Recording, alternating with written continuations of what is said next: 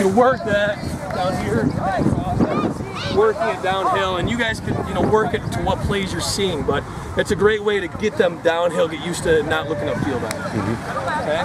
All right, last one. So that's the base, down, and this one, since you guys like to, you say you see a lot of outside, is a reach block. All right. So now, just trying to get outside and pushing them that way. So again, we're going to start in the fifth position. Okay. Now the offense is trying to get outside. We want to drive that outside arm. All right. He's still punching, and once he feels that momentum, we want to drive that outside arm and work 5 yards upfield. Now, we always say what we want with the base. We want him to drive 5 yards. Reach, drive. That doesn't happen often. I have a D lineman. How much do you weigh, Evan? 240? That's pretty good. All right. Let's say it's a smaller lineman, 185. All right.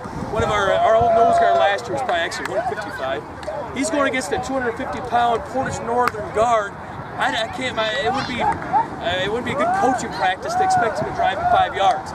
So if there's a time where they just have the battle won with the size, have them just hunker down and own that gap. I mean, keep the technique, but just say you can't give up any ground, because then that still makes the running back work. I mean, we want to say we want to drive in 5 yards, but again, that's not going to happen every single time. All right, so the reach, we're going to work fifth position again, Drive, and then release. Up and at 5 or 3, however you want to do it. Then we work the club with to get upfield and make the play. Now, with these, you could have all tackling drills. When Coach Ives goes through it, after all these, you could have a running back back here. You could have a running back flowing, and as Evan club rips, have a running back there work on tackling. So that's how we progress into a lot of our tackling drills, because there are a lot of drills I've seen out there that has nothing to do with game time tackles. We're never going to get a perfect tackle. He's coming straight here, there's rainbows in the background, a unicorn flying across, and it's a perfect tackle. Especially the D-line, it's usually chaotic. You're barely getting off the block, and you have to make a tackle right there. So we try to do a lot of those simulations. Now after that, we go into a three-point stance, and I'm just going to give you, I'm not going to go through all three of them again. Evan, let's get down. Let's get a shield on. Now what I would do, this is after we practiced it from three-point doing down base reach. This is the big progression after that. So I'm on the back side. I give the offensive guy a count. Usually I go set or hit. And I tell him, down, base, or reach. He doesn't know. This is where you know, can he trust his reads? I'm not telling him what it is. All right, let's test Evan here. All right, let's go on this. Okay, here we go. And I usually will have 4 guys going at a time. Sit. Squeeze, squeeze, squeeze. Good, good. Jog it back. Let's do one more. Here we go. Let's go on this. Here we go. Sit. Then drop, then work. And it's tough. It gets them really for the feel. They're not hitting and looking for that ball, but that's the major progression. And then that's a drill we do every single day for it. Any questions on those? I mean, those would probably be the biggest 3 right there. And you see probably the base block the most, or do you see all 3 of those? Well, Ben, can you go through double team? How you teach them to fight the double team? Get one more, guys. Grease bomb. Grease bomb. Coach Brown, we're gonna have to steal him for a second. I want to hurt these guys and try to break a double team, so I'll have him do it. All right. Grab one more shield.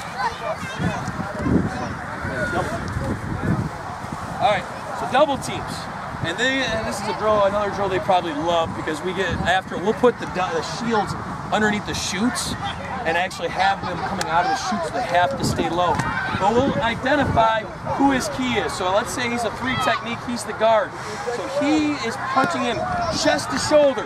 He doesn't care what this guy does. This is the common mistake that happens too much, is I step here and I feel that, and then I try to go like this. You're basically trying to bench press 550 pounds right here through. So the biggest thing is keep your hands on your key, on your trigger, on the guy that you're hitting. Don't try to work both angles, all right? And then as we punch, if you are quick enough and you get enough push, you're going to create that gap without, really doing anything else. If you come off the ball, then that gap is screwed. We do our double teams on power. As soon as they split that double team, we're in trouble. So we talk about squeezing down. Now, if it's to the point where you're getting driven back, they did a great double team, maybe you were a little too high, you try to get that hip in there, try to wedge it, and then create a pile underneath there. But this is the drill that we do for it. So we'll start right here. On this. Sit. It works on getting through, and notice, as he hit and he felt that, and again, it's a feel, it's not visual up here, it's a feel. Once he felt that, what do you do with his shoulders? Turn him in like that. He wants to create very low, we call it open the gate. Because if you have this in your gate, you're going to be able to push it pretty easily, but if you go like this, it's a lot harder to push just this surface area. Okay? Yeah. I saw him get down into floors and then just pull a hand up. Do you get down into floors every time and then just pull a hand up, or do you get starting to freeze? I just feel like, some kids are just like that. Coordinating balance. Little ones, they'll get in the floors every time and pull the hand up. There you go. That would, the hand up. that worked. Yeah, that's good. A great spot. Yeah, that's good. I mean, it's simple. Absolutely, yeah. And again, you'll have to work it with your guys the easiest way to do it, and yeah, that's a great point. And then just put that hand up a little bit. Yep, excellent. And previously, last years before, were their eyes up? Is this a new thing? No, their eyes should always be on their feet, yeah. Just put those eyes up. Oh, no, they might have been looking at their waist, but we've had trouble in the past. Like 4 years ago, we had a guy who was breaking out the ball, but he kept wanting to look eye to eye, and his butt would sink, so, yeah, no, we want it feet to knees, just lower region there, yeah. Yep. And that is their trigger, so when they move, that's when they fire out. And that's how they work on the shoot. We'll even start off, just working on getting off the ball. He just takes one step and they just work one punch and then get right back in their stance working that, getting off. All right, let's do this one more time. Let's go on the other side. He's a ski now. Then we'll just switch it. And then the rotation is, I have maybe 4 or 5 guys. This guy would go here, he would go there, then he'd go in the back of the line. All right, here we go.